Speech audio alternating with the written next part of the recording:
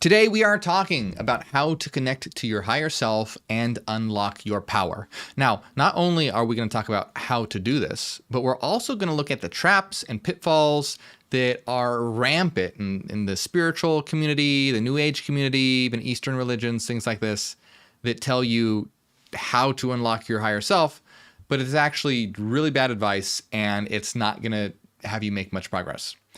This is the real way that one does it, and the way that leads to actualization rather than these other methods that can lead to distraction and it hinder your ability to access and connect with your higher self. So first, let's what the hell is the higher self? So for those who don't know, what the higher self is you. That's you in your totality. So you and Carl Jung described the self with a capital S, higher self, as being the totality of the psyche. So what you are experiencing right now is just a tiny portion of your mind. It's just the part of consciousness that you have access to in your immediate awareness. It's a very, very small part of who you are and what you are. Your unconscious, just related to your current life, is vast and huge. And if we don't even think about related to your current life, but if we think of you as an eternal mind, an entity that exists outside of space-time in the frequency domain, that is an eternal being, that has a reservoir of information and knowledge that spans lifetimes after lifetime after lifetime. So you are a vast reservoir of infinite energy and near infinite data.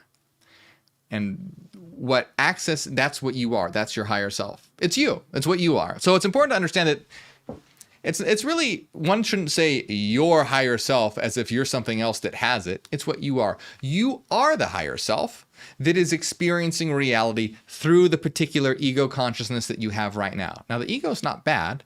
It's a tool. We don't want to identify with the ego, though, because that's not what we are. We're not the ego. We are the higher self. It's kind of like if you're, eating soup, you're not the spoon. You don't want to identify with the spoon, but the spoon is an important tool to be able to eat the soup. So people who say you need to get rid of your ego, it's like throwing away the spoon. No, you don't want to get rid of it. You just don't want to identify with it. So, what the idea here is that you are having the experience here in this life, and connecting to your higher self is about bringing the unconscious into consciousness. That's what it is. It's about what is making the making unconscious conscious, bringing darkness to light, lux ex tenebris. And the important thing to realize as well is we look at the sayings like know thyself and you will know the universe and the gods, and all these esoteric and ancient knowledge that says that knowing yourself is the way to transcendence and knowledge of the universe. Well, that's because you are the universe. We are the universe together. And so connecting to one's higher self is very important. And within it, yes, it contains your inner power. And we're going to be talking about that. So we're particularly going to be talking about inner star actualization. And in our system, that's what we talk about with regard to actualizing our higher selves. And this entails the three aspects of one's unconscious, and that is the shadow self, the mirror self, and the power self. That is actually what the symbol back there can represent. The three sections: shadow self, mirror self, power self. The dot in the middle represents your ego, and then the totality of the symbol, that's your higher self. Your higher self is the totality, all of it. And then you have the different aspects of you. One of those aspects being the ego, which allows you to interact in the world. Just like your body allows you to physically interact with the world, your ego allows you to socially interact with the world. And so it's an important tool. As the body is for navigating physicality, so is the ego for navigating social interactions. So it's important, but it's not who you are. It's merely a tool for your higher self. Carl Jung said that the ego is the servant to the higher self. And it is. And to be, if you want to get really technical about it, the ego is a complex who has the self as its archetypal core. So it is the tool that allows one to interact in the world. So what we want to do is make the unconscious conscious. Be more conscious about who we are, what we are. Know ourselves, know thyself, know ourselves better. And this is how one activates their higher self and unlocks their inner power. And you can kind of think of it almost as like your body is sort of a gateway for you as the higher self to enter into this world. And the more that you connect to your higher self, you, the more that you're allowing this being, which is you, to access this world. And it's not anything separate from you. This is what you are. Our bodies are vehicles. They're like cars. They get us around. And then our ego consciousness and consciousness in general is what allows us to interact socially and with other people. But we want to expand beyond just mere self-awareness. We want to get to hyper-awareness and beyond that. So let's just, because I can go on and on, but let's start by talking about what you shouldn't do, okay? Because you're going to have a lot of New Agers, spiritualists, Eastern religions talk about your higher self and connecting to your higher self, and it's going to be very vague, and they usually don't know what they usually don't know what they're talking about. So I want to give some examples of this and some pitfalls when it comes, and then we'll see how to do it correctly, how to really do it, how to truly unlock your power. And I want to do that by taking a look at this article first on medium.com. It's called How to Connect with Your Higher Self and Unlock Your Inner Power. Now, it says, do you often feel lost and uncertain about your life's purpose? Do you feel like you have more potential than what you're currently manifesting? If so, then connecting with your higher self may be the solution for you. I don't know if that's purposely written like a toilet cleaning ad. But anyway, so if so, then connecting with your higher self may be the solution for you. In this article, we will discuss different methods and techniques on how to connect with your higher self. We will also explore the benefits of having connection with this aspect of yourself. So if you're ready to unlock your inner power, read on. So the true part of this is that it will allow you to unlock your life's purpose, and it will allow you to increase your potential. That's absolutely true. And we're in a pandemic of nihilism, one could say, where there's so much purposelessness in this world because people don't think about who they are. How many people actually give consideration to who they are, examine themselves, and examine their unconscious? Most people don't even know what the unconscious is. This is why metacognition, thinking about thought, is important for reaching a higher awareness. So here's where I want to talk about some problems. It says one of the best ways to connect with your higher self is through meditation. And just to continue here, when you meditate, you silence the chatter of your mind and allow yourself to go within. In the stillness, you can begin to access the wisdom of your higher self.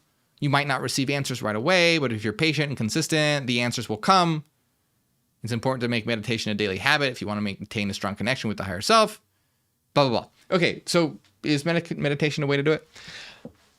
Meditation can be a tool to help you in achieving the goal of what we're going to talk about, how you actually need to do it. Meditation in itself and by itself isn't going to allow you to access your higher self. It's a tool that one must use to be able to help one. It's kind of like the spoon analogy. The spoon by itself isn't going to do anything. The spoon is a means to an end, which is to use it to get soup. So meditation. Let's first just talk a little bit about how, because I think it'll make more sense when I talk about how one needs to do it, why there are issues with some of these recommendations. So how does one access their higher self? Accessing our higher self, as I said, is about exploring your unconscious, making the unconscious conscious. Okay, well, how does one make the unconscious conscious? Well, it's about exploring, understanding, and navigating and integrating your shadow self, your mirror self, and your power self. Now, please remember that your unconscious is extremely complex, and the system of shadow self, mirror self, power self is a vast simplification, and it's done so that this can be explained in a simple way. So it's a very, very, very big simplification. But your shadow self. So what is your shadow self? So you have your shadow self, your mirror self, and your power self. And here's the thing: why you're going to see a lot of new age stuff and spiritual stuff not really talk about this stuff, because what we're going to talk about is difficult. Well, guess what's not difficult? Meditating. And you just sit there with your eyes closed. And yes, I mean, it's not super easy. It can be hard to do that. But in comparison, something like meditation is very, very easy. So the reason why it's difficult is because confronting your shadow self, these are the parts of you that make you extremely uncomfortable. Why? Because your shadow self is literally made up of the parts of your ego that were repressed and rejected. They're the parts of you that you consciously, or not even consciously, they're the parts of you that were rejected, repressed, so not even consciously. They were the parts of you that were rejected because it made your life difficult. And what I mean by that is, let's say that you,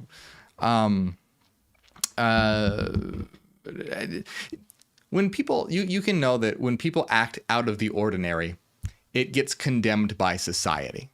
So let's take a typical example of, this is a really typical one, but let's say a little boy likes to wear dresses, and then their parents get really mad at them. They're like, no, dresses are for girls, not for boys.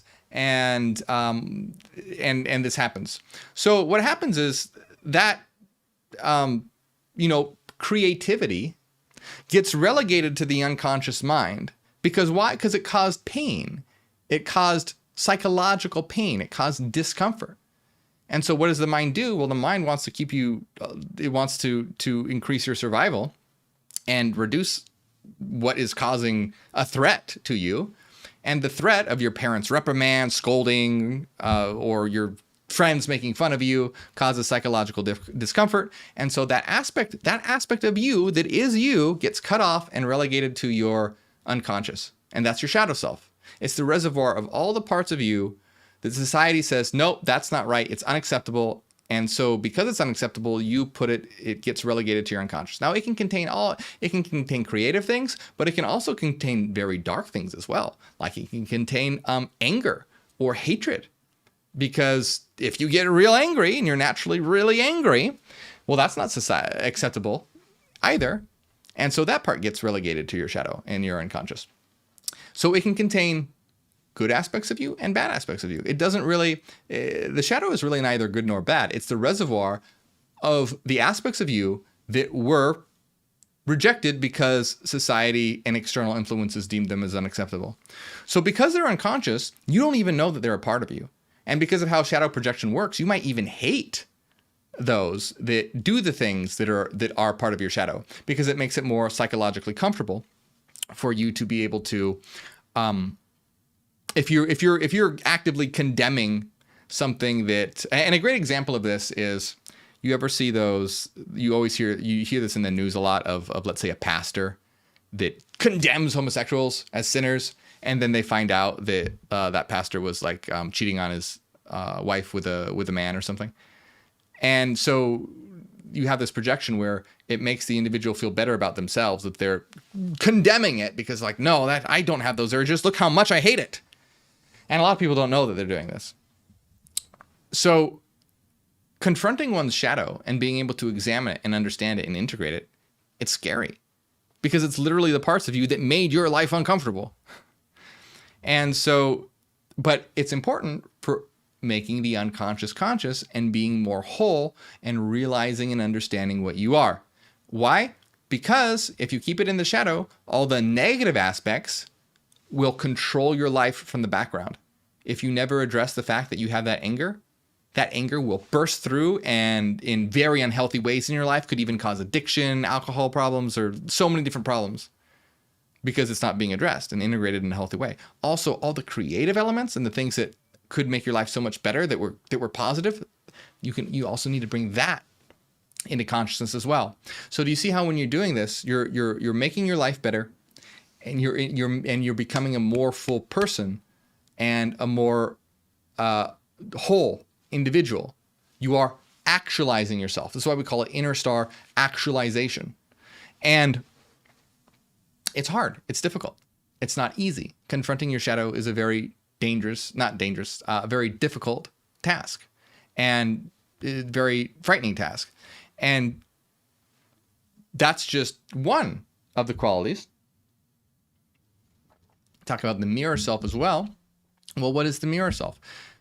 Like the shadow self was the aspects of you that were rejected, the mirror self are the aspects of your ego that are the opposite. So that's why you can kind of think of it as a reflection, because everything is reversed, everything's backwards. So the difference might seem subtle, but it's important. Shadow is the parts of your ego that were cut off and rejected. Mirror are the opposites. Now there can be crossover. There definitely can be crossover. And it's not, remember these are tools as well, talking about shadow self, mirror self, power self. These are tools to help you explore the unconscious. You don't have to I see a lot of people start to get too technical about it. Like, oh, well, is this aspect of me a part of my shadow self or is it the mirror self? And they just get so obsessed with trying to like categorize it. It doesn't really matter. It's just about alerting you to what these things exist and that they need to be integrated in a healthy way. And what does integrate mean? It means deal with it. Find a way to deal with it in a healthy way. And so the mirror self is the opposite of everything that you are. So for example, if you are, let's say, a very logical minded, introverted person, well, your mirror self is extremely artistic, creative, and extroverted, let's say. Whatever you are, it's the opposite. So exploring your mirror self is extremely hard because it's the things that are naturally not the things that are foreign to you, the things that are naturally not easy for you to do. There's specifically the hardest things to do. If you like to stay to yourself and paint, well, it's going to be really hard to, let's say, go out and do math, let's say. But the reason why exploring the mirror self is so important, because it's about becoming whole and exploring that and becoming a more well-rounded individual. Because when you start to explore aspects of yourself that you're not normally inclined to do, whole new worlds start opening before you. And so you start making new connections and you start realizing new things and aspects of life that you've never encountered before, you're now experiencing. And you're having so much more, grand experiences. You're learning new things, more fulfilled. And we would live in such a better place because mirror self is so important for increasing consciousness, because this has to do with concept networking and basically connecting dots. And if you only have one half of the puzzle, you're not going to see the whole picture. And I think most people can think of people who are most people today are kind of like half people. You have the stereotypical, let's say, scientist who's very into numbers, very down to earth, wears a brown tie and just doesn't have time for foolishness or whatnot. And now this individual is missing out on the vast, beautiful creativity of reality, using intuition to understand, that it's not just about what one can sense and touch and do calculations with, but that it's also this vibrant, living, beautiful unity. And then on the other hand, you may have people who are extremely artistic. They wear wild clothing. They make beautiful pieces of arts, but they don't know anything about philosophy and physics or whatever. And so they have this really intuitive connection, but they're always sort of just like in this dream. They don't understand how everything connects in a rational way, in a coherent way. And it's a very dreamy kind of life where it's lacking in understanding how things connect in a linear fashion rather than just always being in a mode that is sort of very dreamlike. And it's important to have all of that, to see how it all connects together. And that's another aspect of how you become your true self, how you actualize yourself, because you are all, and you're bringing the all into your ego consciousness, into yourself, into you, who you are, to create this much more full and rich person. Now, of course, you're going to prefer one thing to another. But, like an artist is always probably going to like art a lot more than studying philosophy, let's say, or a philosopher is always going to like philosophy better than,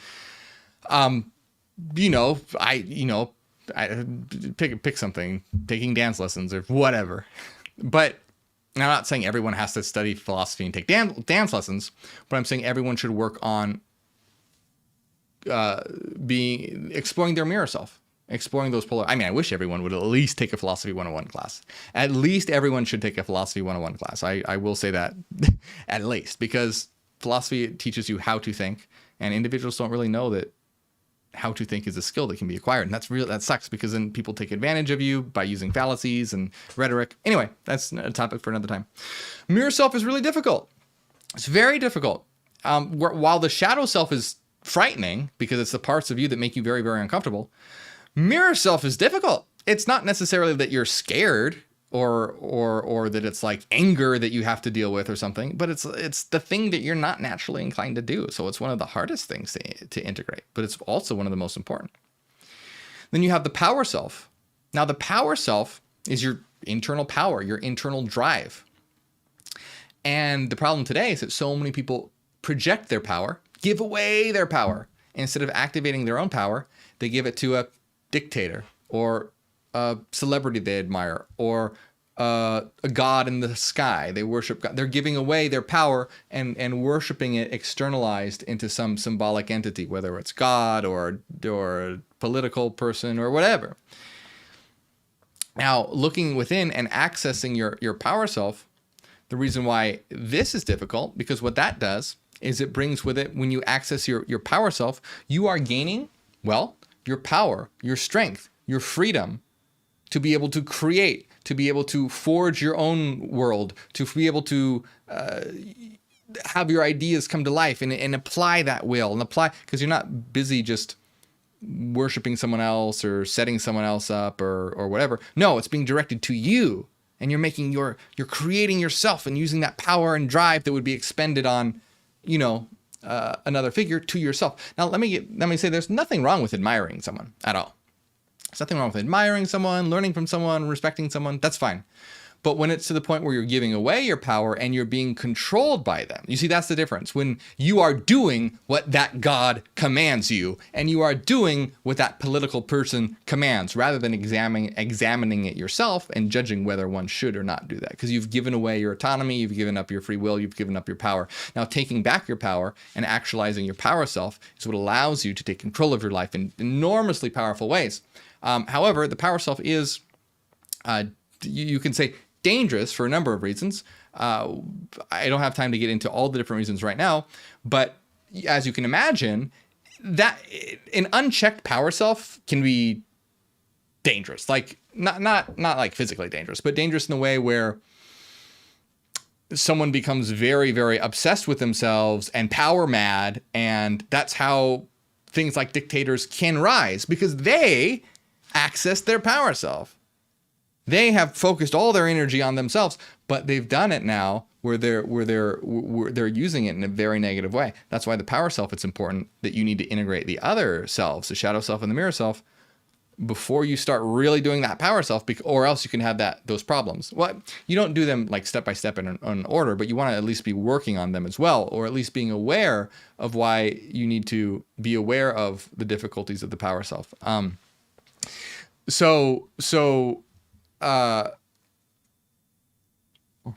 Another aspect of the power self that's difficult is with it comes anxiety and responsibility.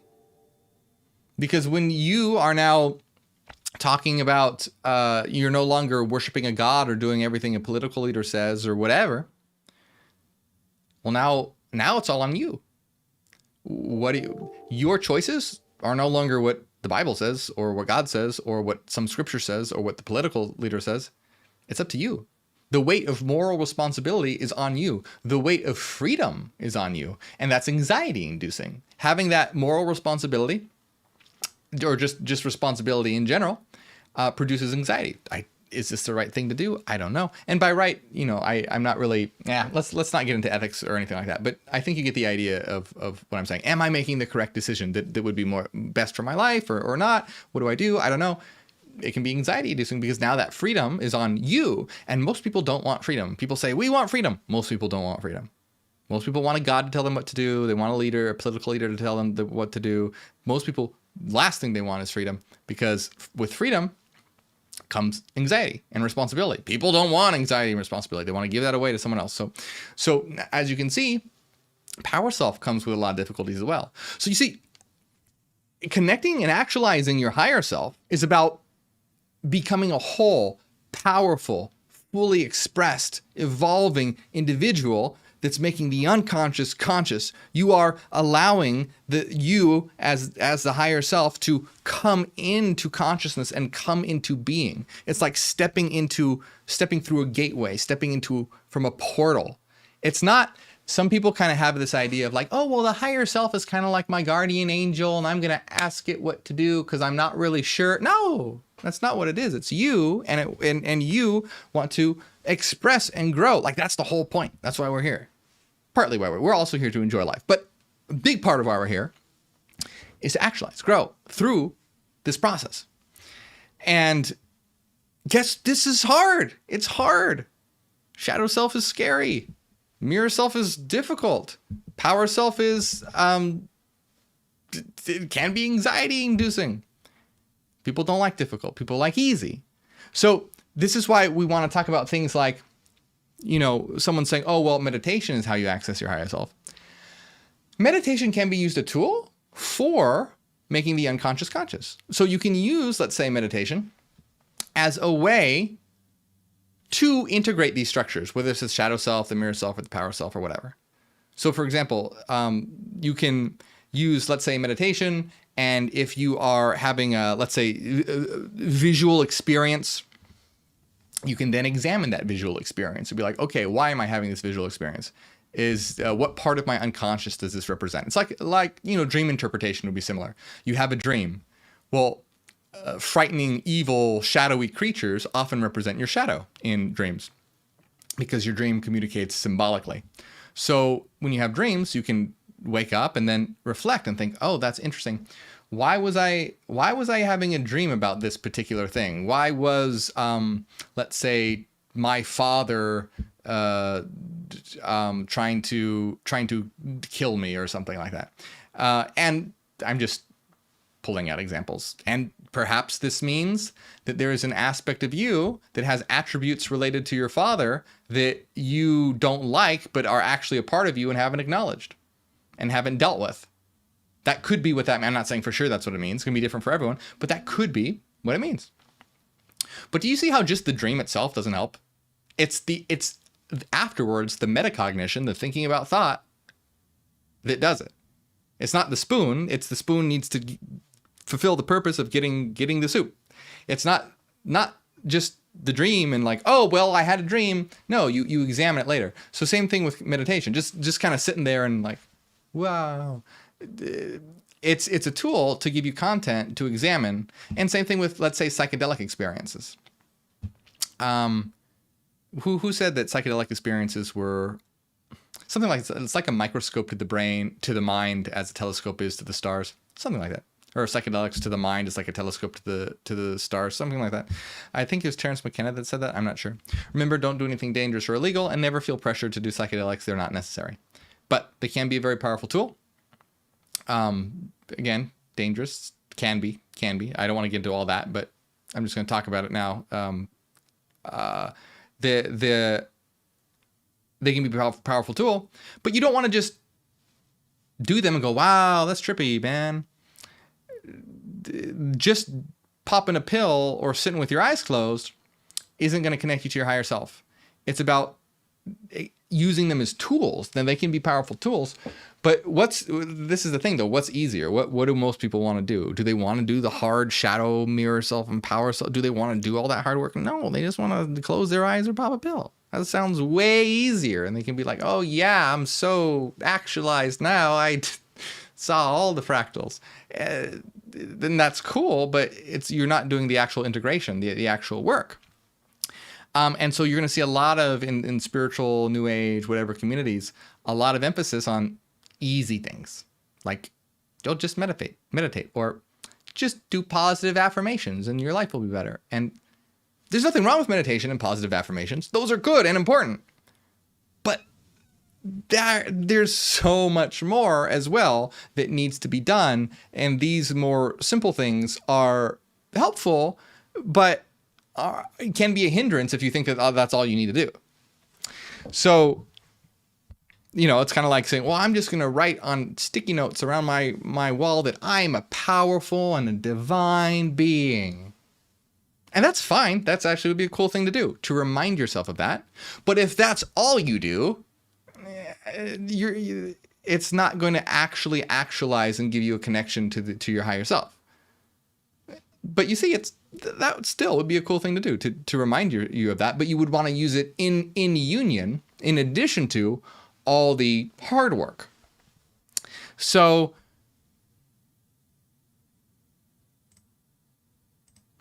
let's see. Has this been up on the screen the whole time? That's annoying. I thought I turned it off. Oh, well. Well, now it needs to be on the screen. So okay. So you can see that like meditation was one. It says another one to connect with your higher self is through affirmations and visualizations. Repeating positive affirmations, you're programming your mind to believe in the truth of these statements. For example, if you want to manifest more abundance in your life, you would say things like, I am worthy of abundance, or I am attracting abundance into my life. As you repeat these affirmations, visualize surrounded by abundance. See yourself achieving your goals and living your dreams.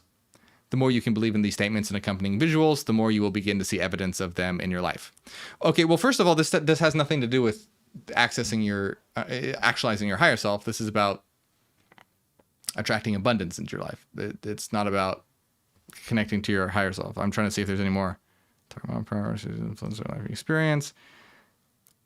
So the statements and emotions can overwrite the old negative programming you've stored in your subconscious minds, which often takes the root of your feelings. And the subconscious. Yeah. Okay. So it is correct that if you talk about these affirmations, it is good for overriding negative programming.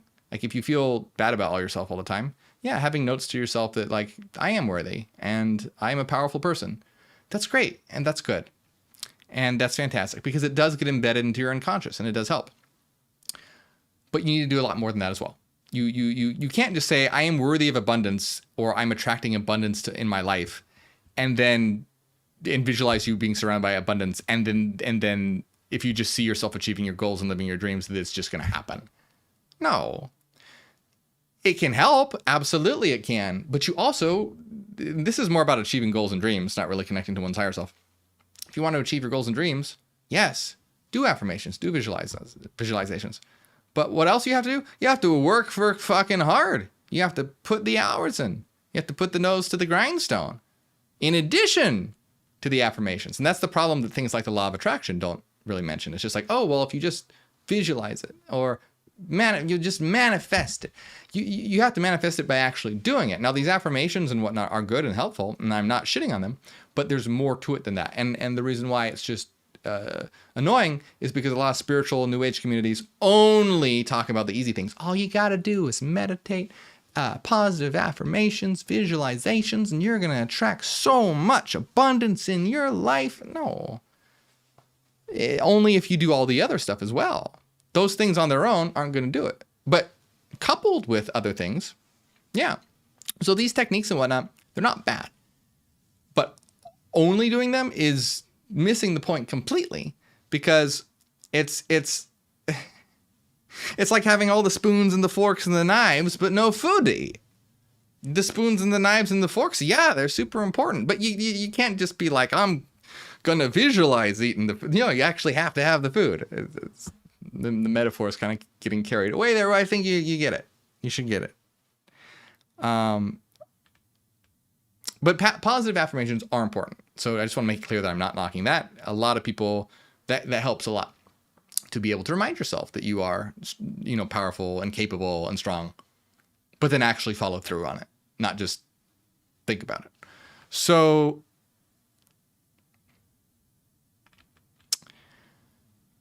let's see.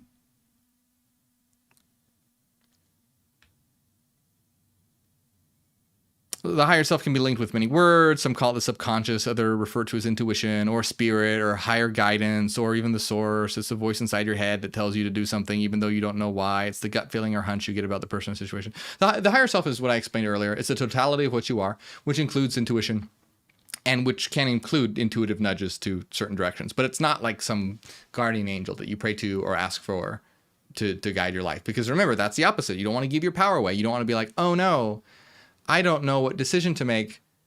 I'm going to ask my higher self. Oh, higher self, what should I do? And then I'll pull some tarot cards to see what my higher self tells me to do. No. The higher self is you. And yes, you can be more in tune with your intuition. You can. But you just want to be careful to make sure that it's you using it and being in tune to it rather than, again, giving up your power. Because humans love to give away their power, because with power comes moral responsibility and anxiety and freedom. Like, I don't know what to do. Well, yeah, you have to make that. You have to make that decision. It's up to you. Now, you can, yes, incorporate intuition. Let's say it probably wouldn't hurt to meditate on it if you want to. But if you're using that to make the decision for you, rather than, like, let's say, trying to clear your head so you'll be more in tune with your intuition so that you can make the decision.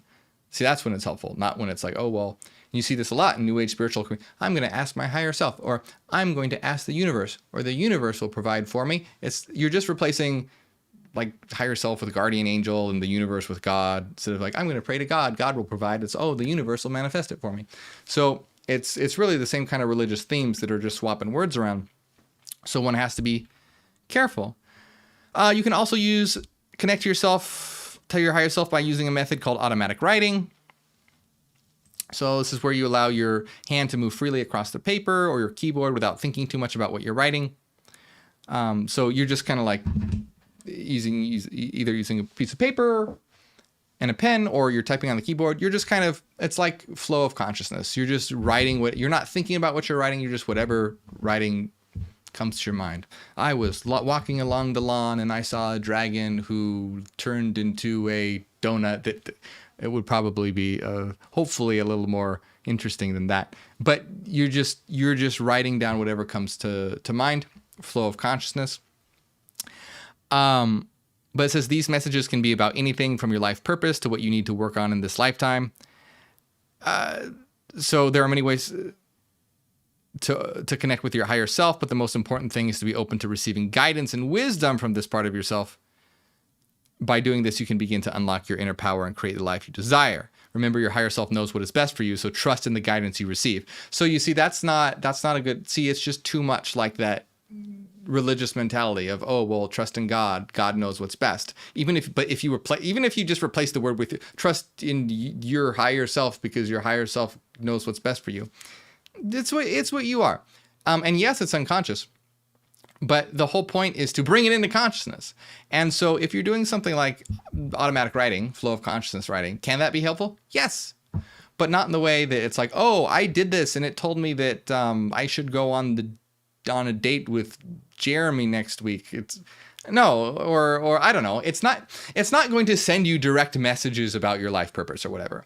What will happen is that you'll write whatever it is, and then you'll look at it and you'll read it, what you wrote, and be like, why did I write this? Because it's coming from your unconscious.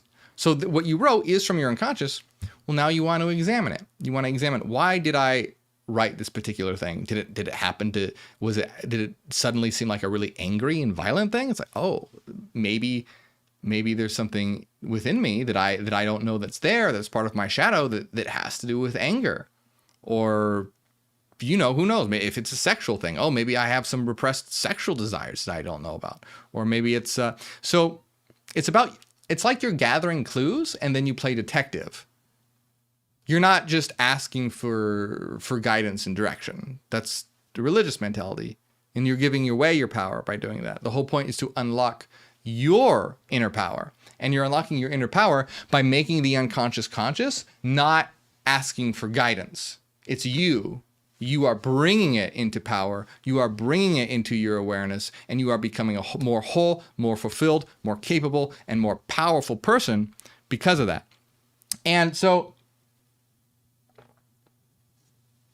I think the important thing to really think about here is these methods that are being talked about. they're tools. Like I said, they're not bad in and of themselves, but if that's all you're doing and you're not doing it the right way, it's going to be disastrous. Like, are you going to use your spoon to try and, eat spaghetti? No, it's not going to work very well. It's the fork that you use for eating spaghetti. It's kind of like the automatic writing. Are you going to use it to ask guidance from your higher self, or are you going to use it like a detective and explore what your unconscious is communicating with you in a proper way? So to truly actualize one's mind, it's about making the unconscious conscious. And the way one does that is through metacognition, which is thinking about itself, which means you're reflecting on yourself.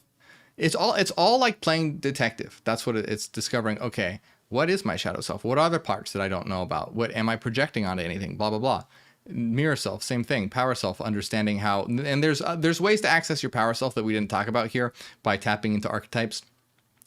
This was really brief. As you can imagine, this is a very, very big topic. So if you want more information on what the shadow self is, what the mirror self is, what the power self is, there's a whole playlist it's called Inner Star Actualization, a whole playlist on my channel with a lot of videos talking about this. But the main idea here is that to actualize your higher self, it's not about just meditating or writing positive affirmations. Those things can be helpful, but on their own, they're not going to do shit. You need to also be actualizing yourself, working on yourself, applying will, understanding your unconscious, and bringing it into consciousness. And that is how you'll be a true actualized individual who's gaining the power to, because think about it. Do you think that you're going to live a better life simply because you visualize having a better life? Or do you think you're going to have a better life if you begin to, let's say, work on your mirror self, so you're acquiring new skills that you've never had before, and your shadow self, so you're integrating parts of you that were, let's say, causing addiction or whatnot, and now that's there, and so that addiction is gone now, and you're now activating your power self, so you have this newfound sense of willpower and individuality and are able to act out on these things. That is how you manifest and create a better life. And a visualization can help to concretize a goal that you want. Because if you don't know a goal, well, then you're never going to get it because you're not going anywhere. But by itself, it's not going to do anything. It's all the other things that are making you into a powerful individual, a wielder of the essence of yourself that can manipulate reality.